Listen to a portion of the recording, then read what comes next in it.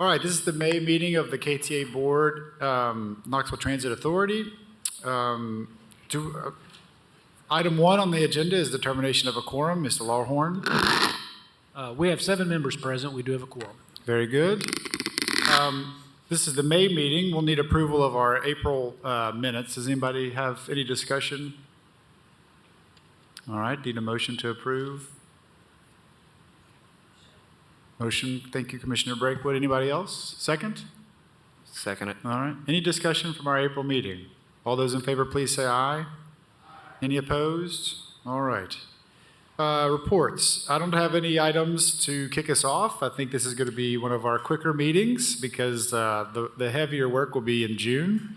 With that said, I'll pass it over to Commissioner for or any Commissioner comments. Mr. Durham, do you have anything? You usually have something.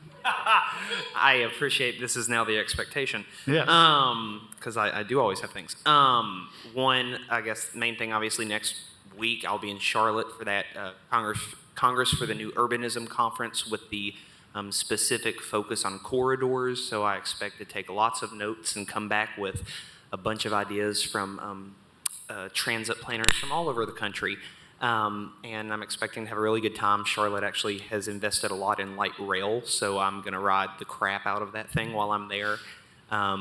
Also, I reached out to some people, and I don't know if this would be now or at the public comment section, but I do have some comments in favor of the new system from friends that I wanted to share, but I don't know if that would be now or the public comment section. I think now's a good time. Go ahead. All right. So the first thing, and this is very kind of like low key in the way it was done, but I just posted kind of on my Instagram a poll saying, hey, if you're in Knoxville, do you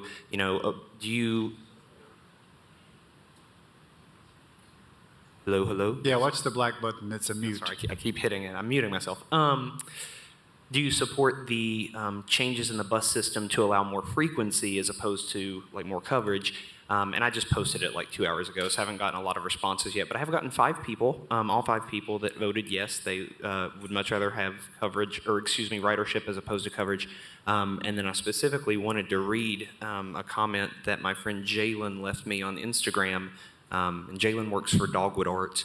She says, as a former daily bus rider and a friend of a lot of folks who use the CAT system regularly, I'm a huge proponent of updating the system. Most importantly, I've experienced that the frequency of the current service is too sporadic. When people have to wait 30 minutes just to ride somewhere, the system is not working. I am hoping for some positive changes that will improve the lives of bus riders in our city. So everybody that I have spoken to personally is very in favor of getting more service, because I think there is this inherent understanding for a lot of people that, yeah, I would totally consider riding the bus if it came more than once every 5 days. And so I think that we are moving in the right direction, and I'm very excited to see the second draft whenever we get it. I think that is all I have. Thank you. Any other comments from commissioners? All right. With that, we'll go to staff. Director Thorne. I just have two items. Just increase in ridership last month, the month of April, increased overall 3.3%. We did see a decline in Lyft ridership by about 9%, but overall, did see an increase. The other item I want to mention is we will be bringing back a draft of the proposed changes for CAT Reimagined next month. So it will be ready for a lot of discussion from the board. That's it. Okay. Any questions for staff? One. Mr. Rick. For the draft, will you be able to circulate that in advance of the meeting? Yes, I hope so. We should be able to do that. I'm confident we can. It is helpful to be able to look at See it it, before they yes. come. Yeah. Any other comments or questions? Commissioner Durham? I think your light's still on. It's okay. It's all right. We're working through some things. It's okay. Very good. I believe Doug is out of town, so we don't have an update from the TPO unless he passed one via staff. Okay. No updates from him. Any new business to discuss? Okay, and we don't have any old business. That brings, moving right along, brings us to public comment. We do have one person for public forum. Would you please come to the podium?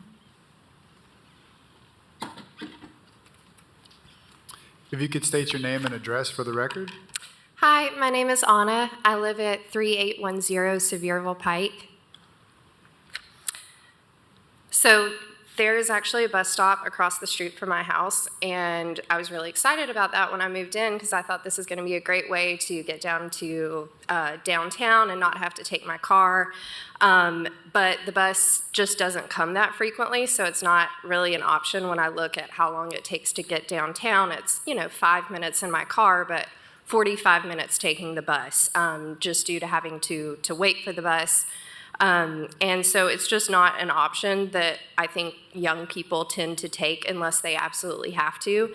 And so I got curious about why that is and why our transit system works the way it does, which led me to researching more about the ridership and coverage trade-off. I have a degree in economics from UT. I focused more on policy analysis rather than business economics, so that's kind of the approach that I take to things. And from what I have read, to increase ridership for a transit system, you have to increase frequency, or people are just not going to take the bus unless they have to.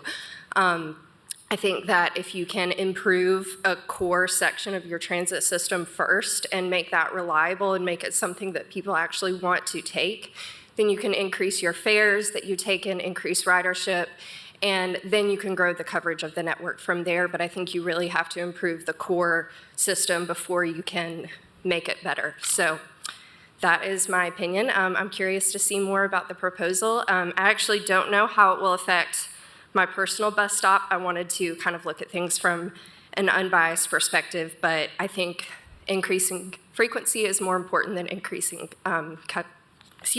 coverage. And that's it. Thank you. Appreciate you sharing that. Thank you. I do know you're getting a new bus shelter That is great. and a sidewalk nearby. I can't promise sidewalks everywhere, but on Lancaster, you're getting a new Yes. sidewalk. So Yes. it'll be a shiny new bus shelter Yeah, it's very nice. for however frequent it comes. Yes. Yeah, there's a lot of kids nearby that use that bus shelter for a lot of reasons too. Yeah, and a lot of kids, I'm right on Sevierville Pike, so they're walking home Yeah. from school in the street. So of course I'm, would love to have more sidewalks right. everywhere. So. Sidewalks and bus shelters for everyone. Yep. All right. I think that's the only person signed up for public forum. Any other comments before we conclude? All right. Our next meeting will be June 22nd, and according to Director Thorne, it will be busy and full and thoughtful. So we'll come prepared. With that, our meeting is adjourned.